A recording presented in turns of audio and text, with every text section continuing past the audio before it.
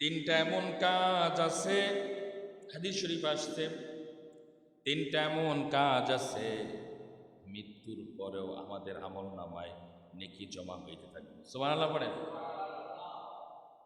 মৃত্যুর পরেও আমাদের আমল নামায় নেকি জমা হইতে থাকবে। তিনটা এমন আমল আছে।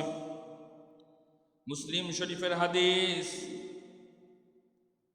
عن أبي هريرة رضي الله تعالى عنه قال قال رسول الله صلى الله عليه وسلم إذا مات الإنسان انقطع عمله।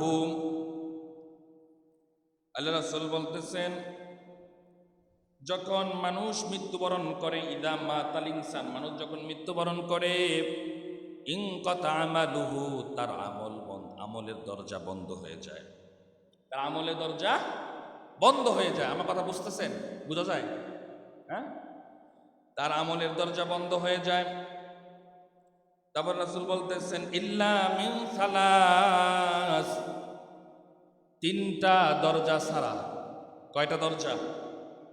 তিনটা রাস্তা ছাড়া বাকি সকল রাস্তা, আমলের রাস্তা বন্ধ হয়ে যায়। এই তিনটার ভিতরে এক নাম্বার রাসূল বলতেছেন সদকাতিন জারিয়া। সদকায়ে জারিয়া। সদকায়ে জারিয়া কাকে বলে? মনে করেন আপনি একটা মসজিদ করে দিলেন, বা মসজিদের কোনো কাজে অংশগ্রহণ করলেন, সামাজিক কোনো কাজে অংশগ্রহণ করলেন যেটা সমাজের সবাই উপকৃত হয়। সমাজের জন্য একটা রাস্তা করে দিলেন, একটা হাসপাতাল করে দিলেন, একটা স্কুল করে দিলেন। যদিও স্কুল পুরাটা আপনি করতে পারেন নাই, কিন্তু স্কুল করার জন্য সাহায্য করেছেন, মাদ্রাসা করার জন্য আপনি সাহায্য করেছেন। এই স্কুল এবং মাদ্রাসা যতদিন পর্যন্ত চলবে ততদিন পর্যন্ত আপনার আমল নামায় নেকি জমা হইতে থাকবে। সুবহানাল্লাহ। মৃত্যুর পরও জমা হইতে থাকবে। এই জনকল্যাণমূলক যে কাজগুলো আছে, এই কাজগুলোকেই বলা হয় সদকায়ে জারিয়া। আল্লাহ তাআলা আমাদেরকে সদকায়ে জারিয়ার আমল বেশি বেশি করার তৌফিক দান করুক। সকলে বলি আমিন। আমার প্রিয় ভাইয়েরা, এবার রাসূল সাল্লাল্লাহু আলাইহি ওয়াসাল্লাম বলতেছেন, আও ইলমিন ইউনতাফাউ বিহি, দুই নাম্বার হচ্ছে এমন ইলম, এমন ইলম যার মাধ্যমে মানুষ উপকৃত হবে। এমন ইলম শিক্ষা করা বা এমন ইলম শিক্ষা দেওয়া যার মাধ্যমে মানুষ উপকৃত হবে।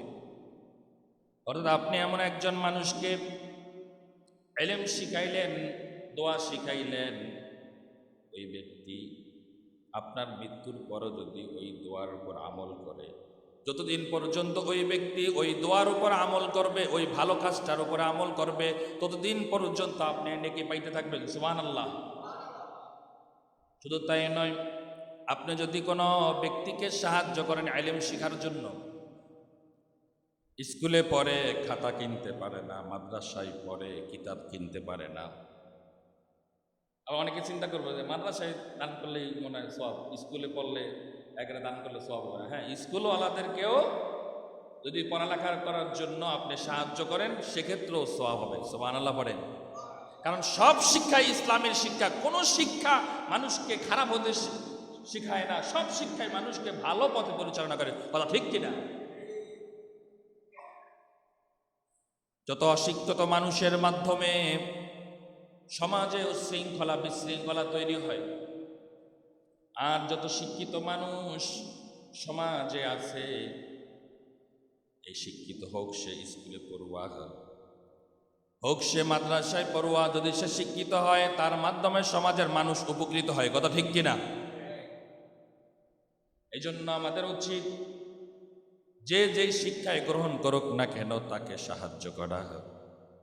আমি যদি তাকে শিক্ষা গ্রহণ করার জন্য সাহায্য করি, পরীক্ষার ফিটা দিয়ে দেই, খাতা কলম কিনে দেই, এই শিক্ষার মাধ্যমে সে যতদিন পর্যন্ত ভালো কাজ আঞ্জাম দিবে, যতদিন পর্যন্ত সমাজ সেবা করবে, আপনি কবরে শুয়াও একটা পার্সেন্টেজ একটা নেকির অংশ আপনার আমল নামায় জমা হইতে থাকবে, সুবহানাল্লাহ। এই জন্য এই উপকারী ইলম বিতরণ করা দরকার আছে না নাই? আমরা চেষ্টা করব আজকে থেকেই চেষ্টা করব প্রত্যেক মাসের আমার ইনকাম থেকে আমি এই নিয়ত করে দিব যে আজ এই মাসের ইনকাম থেকে একজন তলিবুল ইলমকে আমি একটা কিতাব কিনে দিলাম, একটা খাতা কিনে দিলাম, বা একটা এতিমখানায় কিছু টাকা আমি দান করলাম। এই আমল করা যাবে তো ইনশাআল্লাহ? আল্লাহ আমাদেরকে তৌফিক দান করুক, সকলে বলি আমিন। 3 নাম্বার, রাসূল সাল্লাল্লাহু আলাইহি সাল্লাম বলতেছেন আউওয়ালাদিন সালিহিন ইয়াদউ লাহু, আউওয়ালাদিন সালিহিন ইয়াদউ লাহু, এমন সন্তান যে সন্তান মা বাবার মৃত্যুর পরে মা বাবার জন্য দোয়া করতে পারে,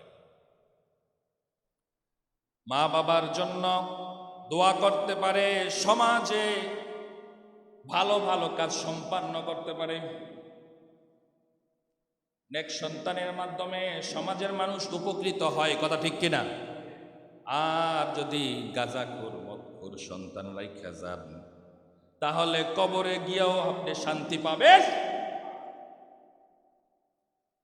একজন নেককার সন্তানের বাবা হওয়া এটা গর্বের বিষয়, একটা নেককার সন্তানের দাদা হওয়া এটা গর্বের বিষয়, একটা নেককার ছাত্রের উস্তাদ হওয়া এটাও একটা গর্বের বিষয়। একটা নেক সন্তান রেখে গেলে এই নেক সন্তান যতদিন পর্যন্ত ভালো কাজের আঞ্জাম দিবে, যত আমল করবে, আপনার আমল নামায় মৃত্যুর পরেও নেকি জমা হইতে থাকবে, সুবহানাল্লাহ। এই 3টা আমল বেশি বেশি করা দরকার আছে না নাই? 1 নাম্বার হচ্ছে সদকায়ে জারিয়া, 2 নাম্বার হচ্ছে উপকারী ইলম, 3 নাম্বার হচ্ছে নেক সন্তান। 3 নাম্বার কি? নেক সন্তান। আল্লাহ তাআলা আমাদেরকে এই 3টা কাজ সুন্দরভাবে আঞ্জাম দেওয়ার তৌফিক দান করুক, সকলে বলি আমিন। আবার পক্ষান্তরে এমন কিছু কাজ আছে যে কাজের শাস্তি আপনি দুনিয়াতেও পাইবেন, আখিরাতেও পাইবেন, নাউজুবিল্লাহ পড়েন। এমন কিছু কাজ আছে যেই কাজের শাস্তি দুনিয়া থাকতে শুরু হয়ে যায়। কি হয়? দুনিয়া থাকতেই শুরু হয়ে যায়। আবার পরকালে তো এই শাস্তি আছেই। তো এই শাস্তি কি? হাদিস শরীফে রাসূল সাল্লাল্লাহু আলাইহি সাল্লাম বলতেছেন, সংক্ষিপ্ত আকারে বলি, এই 2জন ব্যক্তির এদিকে পাঠায় দেন। কয়েকবার ইশারা দিচ্ছে, 2জন, ওই যে লাল জামা পরা, আপনারা সামনে চলে আসুন, কষ্ট করে যান, তুমি সামনে চলে আসো, এই জায়গায় চলে আসো, এদিকে আসো, শিপুর সামনে আসো। এটা বেয়াদবি, বুঝছো? কোরআনের কথা যখন চলে তখন কোরআনকে অমূল্যায়ন করা মানে আল্লাহকে অমূল্যায়ন করা। আর আল্লাহকে, আল্লাহর রাসূলের হাদিস পড়ার সময়, এটা পাঠ করার সময় এটাকে অমূল্যায়ন করা মানে স্বয়ং আল্লাহর রাসূলকে অমূল্যায়ন করা। কাকে অমূল্যায়ন করা? স্বয়ং আল্লাহর রাসূলকে। যদিও আমি সলিমউদ্দিন কইতেছি, আমি 10 টাকার মাওলানা কইতেছি, কিন্তু এই কথাগুলো কার এটা আপনাকে মানতে হবে, এটা আপনাকে বুঝতে হবে। আপনি এই কথাকে অগ্রাহ্য দিতে পারবেন না, এটা কোনো মুমিন এটা সহ্য করতে পারবে না। কোরআনের কথা, আমি তো কোনো কিচ্ছা কাহিনী কইতেছি না, সরাসরি কোরআনের আয়াত পড়তেছি এবং হাদিস সরাসরি করতেছি এবং সরাসরি হাদিস থেকে বলতেছি।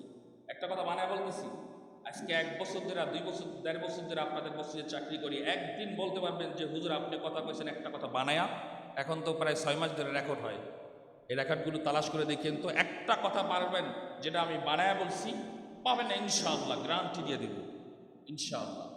এই জন্য প্রত্যেকটা কথা যেহেতু কোরআন হাদিস থেকে বলি, আপনাকে মনোযোগ দিয়ে শুনতে হবে। আমার পাশে যদি বাচ্চার দুষ্টামি করে, আমি মুরব্বী হিসাবে তাকে সুন্দরভাবে বলে দেব, এটা আমার ইমানি দায়িত্ব। আল্লাহ আমাদেরকে বুঝার তৌফিক দান করুক, সকলে বলে আমিন।